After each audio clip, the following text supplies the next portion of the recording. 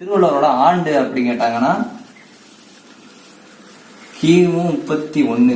So நம்ம வருஷத்தோட இப்ப 31 கூட்டணும் அப்படின்னா இதோட ஆன்சர் வந்து கிடைச்சிடும். அவரோட திருக்குறள்ல மொத்தம் எத்தனை இயல் இருக்குன்னு கேட்டாங்கன்னா 9 இயல். இது ரொம்ப முக்கியமான ஒண்ணு.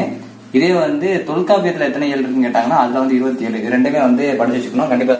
வாயுரை வாழ்த்து அறவிலக்கியம் இப்படிலாம் சொல்ற நூல் எது அப்படின்னா திருக்குறள். ஆல்ரெடி உங்களுக்கு இது போக உத்தரவேதம் இதெல்லாம் வந்து எந்த நூல் அப்படிங்கறத தெரிஞ்சிருக்கும்.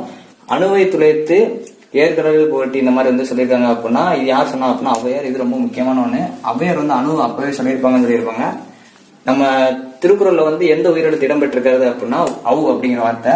இது ஞாபகம் வச்சுக்கிற ஔவையார் ஞாபகம் வச்சுக்கிட்டாலே போதும். அந்த அவுங்கிற வார்த்தை இடம்பெறல அப்படிங்கிற ஞாபகம் வச்சுக்கலாம். அணுவை துளைத்து அப்படிங்கிற வார்த்தை வந்தா ஔவையாரு.